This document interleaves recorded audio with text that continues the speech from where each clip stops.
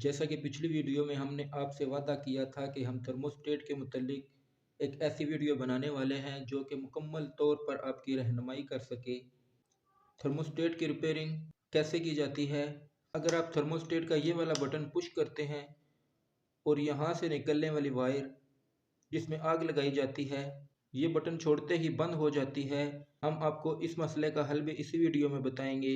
अगर आपका गीज़र जल्दी बंद हो जाता है और पानी ठीक से गर्म नहीं कर पाता तो इसका हल भी हम इसी वीडियो में आपको बताने वाले हैं। अगर ये बटन जाम हो चुका है और ये काम नहीं कर रहा, स्मूथ करने का हल इसी वीडियो में बताएंगे। अगर आपके पायलट का शोला हवा चलने से बंद हो जाता है तो उसको एडजस्ट करने का तरीका भी इसी वीडियो में बताएंगे। अगर आपके गीज़र का मेन बर्नर सही नहीं चल रहा और प्रेशर कम है तो उसका हल भी इसी वीडियो में आपको बताएंगे। तो नए आने वाले दोस्तों से गुजारिश है कि इस चैनल को सब्सक्राइब कर लें ताकि हमारी नई आने वाली वीडियोस आप तक बर वक्त पहुँच सकें। हमारा मिशन हुनर को फैलाना है, आप तक पहुँचाना है। सबसे पहले बात करते हैं इस पुश बटन की। अगर आप इस बटन को पुश करके इसकी पायलट से निकलने वाली वायर के नीचे आग लगाते हैं, जहाँ पर इस टाइप की एक वायर और लगी होती है, बटन को छोड़ते ही अगर वो आग बंद हो जाए तो ये थर्मोस्टेट का फॉल्ट नहीं है। आपको इस तार को चेंज करना पड़ेगा जिसको थर्मोकपल वायर कहते हैं। थर्मोकपल वायर के यहाँ पर एक सेंसर होता है जो आग लगने की वजह से या ज़्यादा हीट लगने की वजह से कमज़ोर हो जाता है और ये जगह जल जाती है। थर्मोकपल वायर चेंज करने से आपका ये मसला हल हो जाएगा। इसी के रिलेटेड एक और मसला आता है जिसको हम थर्मोस्टेट का फॉल्ट नहीं कहेंगे। थर्मोस्टेट के नीचे लगा हुआ ये सेल एक मैग्नेटिक सेल है जो उस सेंसर से आने वाली हीट को महसूस करके इस सेल के अंदर एक मैग्नेटिक करंट जनरेट करता है। आइए सबसे पहले हम आपको उसका वर्क करने का तरीका बता देते हैं कि वो कैसे वर्क करता है। इस सेल को खोलने के लिए इसके इन कट्स में पेचकस फंसाएं तो ये खुलना शुरू हो जाएगा, बाकी ये हाथ से ही खुल जाता है।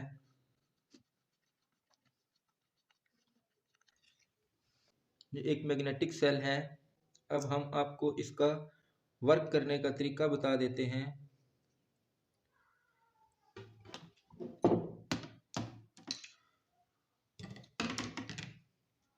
ये देखिए, हम यहाँ पर हीट देंगे और ये मैग्नेटिक सेल इसकी हीट को महसूस करके इसमें मैग्नेटिक करंट जनरेट करेगा। अगर आपकी थर्मोकपल वायर ठीक है और सेल में कोई फॉल्ट है तो आप ट्रेस कर सकते हैं कि दोनों में से कौन सी चीज़ ख़राब है। 80% केसेस में थर्मोकपल वायर ही ख़राब होती है। ये देखिए, हमने इसको दबाया और यहाँ से लाइटर से हीट दी।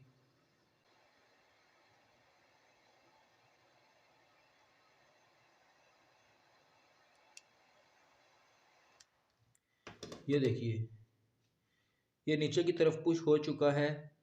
यही मैकेनिज़्म आपके गीज़र में लगे हुए पायलट में होता है। इसके नीचे यहाँ आग लगी रहती है और ये गैस के रास्ते को खोल कर रखता है। ये आपके गीज़र को ऑन रखने में मुकम्मल तौर पर मावन है। जैसा ही गैस चली जाती है, गैस वाल्व बंद कर दिया जाता है तो यहाँ पर लगी हुई आग बंद हो जाती है और थर्मोस्टेट में लगा हुआ ये सेल ऊपर की तरफ देखिए। ये देखिए, अभी आपके सामने ये ऊपर उठ गया है। ये गैस को ऑफ कर देता है। ये यहाँ से आने वाली गैस को यहाँ पर पुश कर देता है। इसके अंदर ये इसका कॉलर बना है जिसमें ये रबड़ बैठ जाती है और गैस को अंदर नहीं जाने देता। ये आपके गीज़र की सेफ्टी के तौर पर भी काम करता है। इसलिए कुछ लोग यहाँ पर पत्थर वगैरह रख कर या कोई चीज़ फंसा कर गीज़र को डायरेक्ट चला देते हैं, तो ये अमल आपके लिए ख़तरनाक हो सकता है। अपनी जान की हिफाजत करें, अपने घर वालों की जान की हिफाजत करें। हमारा काम एहतियात करना है, हर काम जुगाड़ से नहीं चलता। ये देखिए, यहाँ पर एक जाली लगी हुई है क्योंकि गैस में मौजूद माइनरल सा कचरा होता है, बारीक बारीक रेशे इसलिए ये जाली लगाई गई है कि वो रेशे इस थर्मोस्टेट के अंदर ना पहुंच सकें, क्योंकि थर्मोस्टेट के अंदर इंतहाई बारीक सुराख होते हैं। अगर ये जाली नहीं होगी तो रेशे थर्मोस्टेट के अंदर पहुंचेंगे और आपकी थर्मोस्टेट ठीक तरीके से काम नहीं कर सकेगी। चलिए अब थर्मोस्टेट को खोलते हैं और इसके मुकम्मल फॉल्ट को समझते हैं कि कौन सा फॉल्ट कहाँ से आता है और उस फॉल्ट का नतीजा क्या निकलता है। थर्मोस्टेट को खोलने के लिए सबसे पहले हम इस थर्मोस्टेट पर मौजूद पायलट एडजस्ट वाले नट को खोलेंगे। अब हम गीज़र की थर्मोस्टेट में लगे हुए चारों स्क्रूओं को खोल रहे हैं, जो कि 4 नंबर एलन की से खुलते हैं।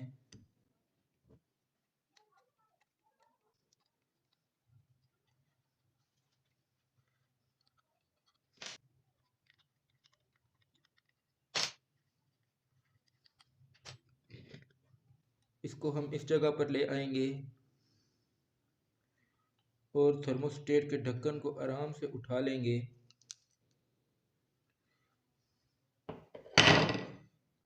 ये जो स्प्रिंग लगा है इसका काम है कि इस वाल्व को पुश रखना, क्योंकि इसके नीचे एक रबर की वाशर लगी हुई है। अगर यह वाशर डैमेज है या इसमें कट लग गए हैं, ये गीज़र में लगे हुए बर्नर को ऑन या ऑफ करवाती है। अगर आपके गीज़र का बर्नर टेम्परेचर पूरा करने के बाद बंद हो जाता है लेकिन मुकम्मल तौर पर बंद नहीं हो रहा और उसमें थोड़ी थोड़ी आग जल रही है, तो इसका मतलब ये होगा कि इस जगह में फॉल्ट है या इस जगह में कचरा आ चुका है, जिसकी वजह से वाशर सही तरीके से बैठ नहीं सकती। या दूसरा मसला ये हो सकता है कि जो कॉलर में वाशर सील लगी हुई है ये कट चुकी है या क्रैक हो चुकी है। हम इसमें लगे हुए स्प्रिंग की पोटेंशियल को बढ़ाएंगे ताकि स्प्रिंग अच्छे से इसको पुश कर सके और इसके कॉलर को अच्छे से साफ़ करेंगे ताकि वाशर अपनी जगह पर ठीक बैठ सके। उम्मीद है कि यहाँ तक आप लोगों को समझ आ चुका होगा।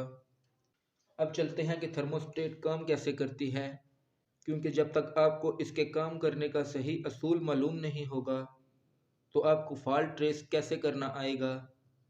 इसलिए किसी भी थर्मोस्टेट का फॉल्ट ट्रेस करने से पहले आपको उसके काम करने के असूल के बारे में पता होना चाहिए। आइए हम आपको बताते हैं कि थर्मोस्टेट का मैकेनिज़्म क्या है, थर्मोस्टेट कैसे काम करती है। जब भी हम पायलट के बटन को मूव करते हैं या गीज़र को पायलट मोड पर लेकर आते हैं, इसकी दूसरी बड़ी निशानी ये है कि यहाँ पर कट बना हुआ है, जिसकी वजह से ये बटन अच्छे से प्रेस हो सकता है। जब भी हम इस बटन को प्रेस करेंगे, सबसे पहले यहाँ पर मौजूद गैस इस सिलेंडर में पहुँचती है। ये सेल पुश होने के बाद गैस को रास्ता देता है। जब तक हमारी थर्मोकपल वायर के नीचे आग लगी रहती है तो ये सेल उस वक्त तक नीचे पुश रहता है। गैस इस रास्ते से निकलने के बाद इस रास्ते के ज़रिए वापस इस कंट्रोल बटन में पहुंचती है और ये कंट्रोल बटन फैसला करता है कि गैस को कहां पर भेजना है और कहां नहीं। जब भी हमारा ये बटन पायलट मोड में होगा तो इस बटन में बना हुआ एक कट, जो कि गैस को सिर्फ पायलट के लिए रास्ता देता है, अब गैस इस सुराख में वापस जाकर उस बटन तक पहुंचती है और बटन में बना हुआ कर्व उस गैस को वापस इस सुराख से यहाँ भेज देता है। यानी गैस यहाँ से अंदर गई और यहाँ से वापस बाहर आ गई। अब गैस इस चैम्बर में पहुँच गई, इसको पायलट चैम्बर भी कहा जाता है। यहाँ पर एक फ़िल्टर लगा हुआ है जो गैस के पायलट में जाने वाले कचरे को रोकता है। अब इस फिल्टर की मदद से कचरा पायलट तक नहीं पहुँच सकता। इस फिल्टर से गैस साफ़ होने के बाद ये देखिए यहाँ एक और सुराख मौजूद है। अब गैस यहाँ पहुँच जाती है और यहाँ पहुँचने के बाद पायलट एडजस्टेबल स्क्रू लगा हुआ है। इस स्क्रू की मदद से आप पायलट के शोले को कम या तेज़ कर सकते हैं। इसको आप जितना टाइट करते जाएंगे शोला कम होता जाएगा, और जितना इसको ढीला करेंगे शोला कम होगा। यूँ समझ लीजिए कि क्लॉकवाइज घुमाने से पायलट का शोला कम होगा और एंटी क्लॉकवाइज घुमाने से पायलट का शोला तेज़ होगा। यहाँ तक आपको समझ आ चुकी होगी कि गीज़र के पायलट को कम या ज़्यादा कैसे किया जाता है। अब हम थर्मोस्टेट को ऑन पोजीशन पर ला रहे हैं। अब हमारी थर्मोस्टेट ऑन पोजीशन पर आ चुकी है और गैस का ये रास्ता अब भी चल रहा है, क्योंकि इस कोन में बना हुआ कर्व अब भी गैस को एक ऐसा रास्ता फराहम कर रहा है जो आपके पायलट को गीज़र ऑन होने के बाद भी जलने में मददगार साबित होता है। इस सिलेंडर के अंदर यहाँ नीचे की तरफ एक कट बना हुआ है जो मैं आपको दिखाने वाला हूँ। एक के बजाय दो रास्तों में गैस जा रही है। ठहरिए, पहले मैं आपको बता देता हूँ। हमने इसको उतारा और एलकी की मदद से इसको खोल लेते हैं।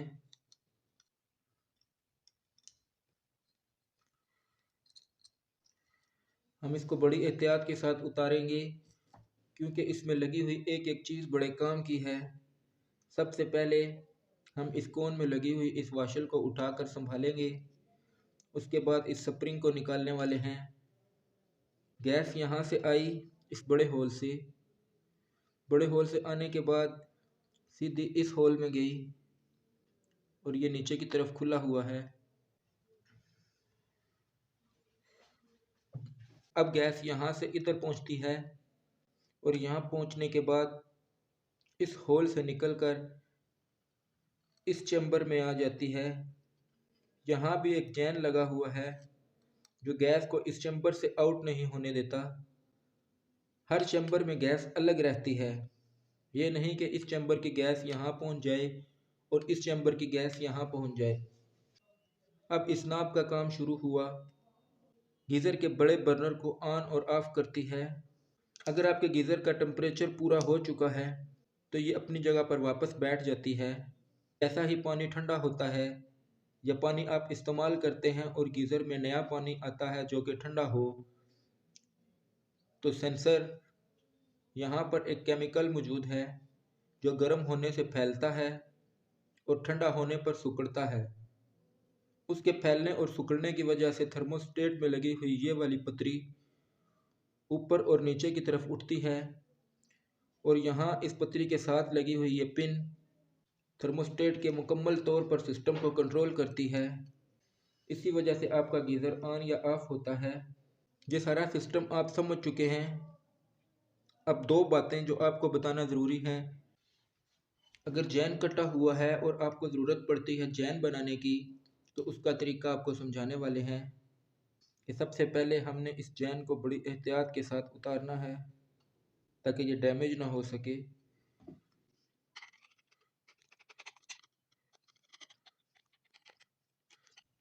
अगर ये जैन लीक है तो थर्मोस्टेट पर आग लग जाती है और थर्मोस्टेट पर लगी हुई ये बटन बार बार जल जाते हैं। अगर आपकी थर्मोस्टेट में ये मसला है तो आपकी जैन किट लीक है। ये देखिए, हमने जैन किट उतार ली है। अगर ये जैन किट थोड़ी बहुत डैमेज है तो आप इसी का सैंपल ले सकते हैं।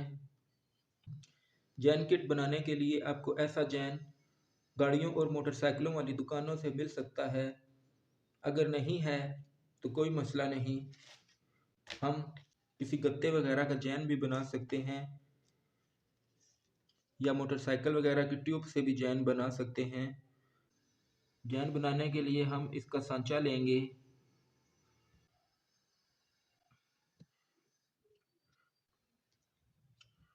और इसके हर होल के मुताबिक पेंसिल फेरेंगे। अगर आपका जैन डैमेज है और खोलते वक्त टूट चुका है तो हम उस जैन को बनाने का तरीका भी बताएंगे कि उस जैन को आप कैसे बना सकते हैं। ये हमारे जैन की ड्राइंग तैयार है। इसको हम कैंची की मदद से काट सकते हैं।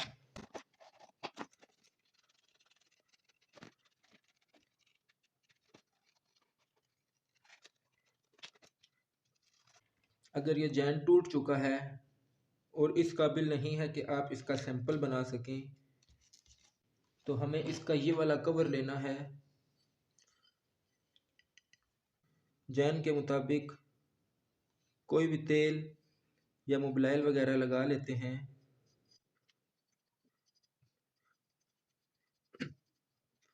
हर होल का ध्यान रखना है। यहाँ पर हमने तेल इसलिए लगाया कि यहाँ इसके अंदर एक छोटा होल है। उसके बाद हम इस कवर को एक गत्ते पर ऐसे रख कर थोड़ा सा दबाएंगे।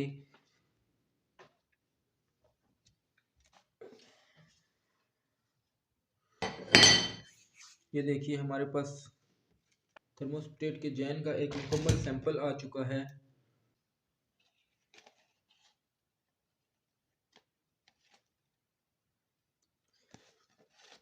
हम कैंची की मदद से इसको काट लेंगे। हमारा ये जैन इस वक्त कहीं से भी कटा हुआ नहीं है और वर्किंग पोजीशन में है, इसलिए हम इसी को वापस लगाएंगे। जो बाइक और गाड़ियों के इंजन का काम करते हुए जब जैन लगाते हैं तो उससे पहले एक ट्यूब लगाई जाती है। आप यहाँ पर वो ट्यूब लगाकर भी जैन को चिपका सकते हैं। इसका वाल्व लगाएंगे और वाल्व लगाने के बाद स्प्रिंग को अपनी जगह पर फंसा देंगे। ये देखिए कॉलर बना हुआ है। स्प्रिंग इसमें बैठना ज़रूरी है।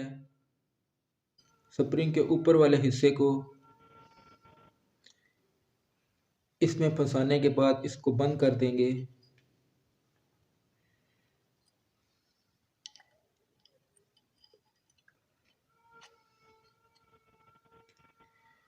ये देखिए जैन चारों साइड से मुकम्मल तौर पर बैठा हुआ है।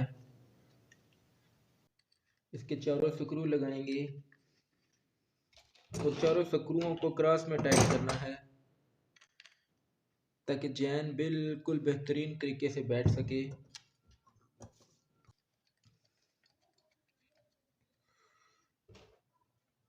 ये देखिए सबसे पहले हम ये दो स्क्रू क्रॉस में टाइट करेंगे।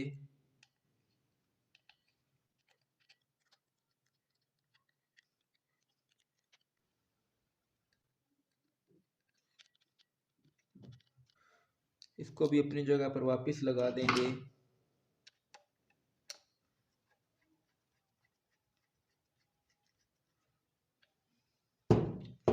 अब ऊपर की तरफ चलते हैं।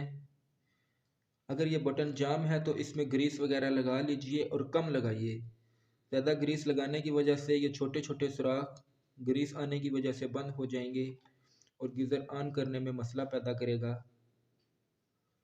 हमारी ये कोन स्मूथ है और आराम से मूव हो रही है।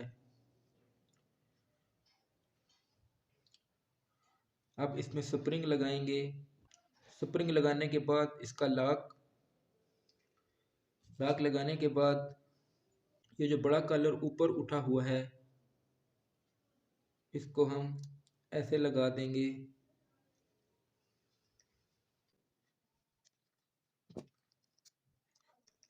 ये स्प्रिंग और वाशल जो हमने नीचे रखी ये इस कोन को पुश किए रखता है और इसमें से गैस लीक नहीं होने देता। टाइमर गीज़र का एक ऐसा सिस्टम है जो गीज़र को अपने मतलूबा टेम्परेचर पर पहुंचने के बाद बंद करवा देता है। अगर उसकी टाइमिंग सही नहीं है या तो आपका गीज़र पानी गर्म नहीं करेगा या वक्त से पहले बंद हो जाता है। ये देखिए यहाँ पर ये टिक टिक की आवाज़ नहीं निकाल रहा। इसका मतलब है कि इस थर्मोस्टेट का टाइमर भी ख़राब है। तो थर्मोस्टेट का टाइमर सेट करने के लिए सबसे पहले हम इस नट को खोलेंगे।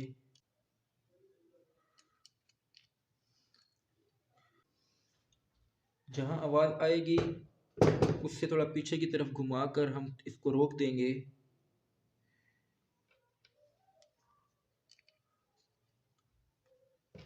और बाकी की चीज़ें इसकी लगा देंगे।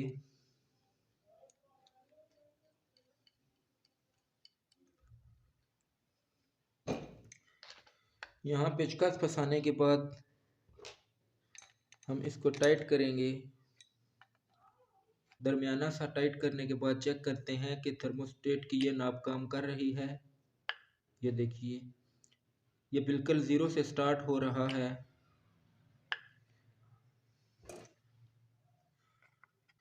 यहाँ गीज़र का बड़ा बर्नर ऑफ है।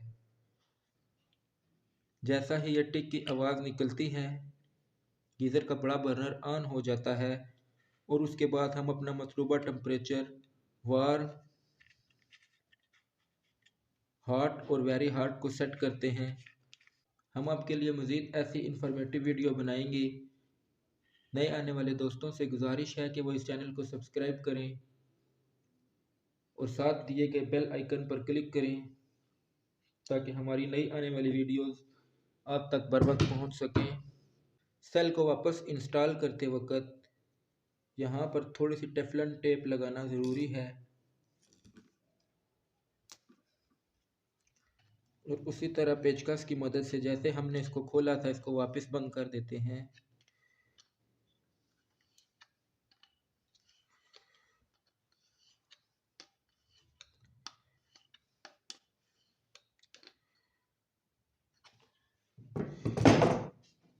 हमने इस वीडियो में थर्मोस्टेट को मुकम्मल तौर पर रिपेयर करना और उसके काम करने का तरीका समझा और ये समझा कि कौन सा फॉल्ट आने पर कहाँ से रिपेयर किया जाता है।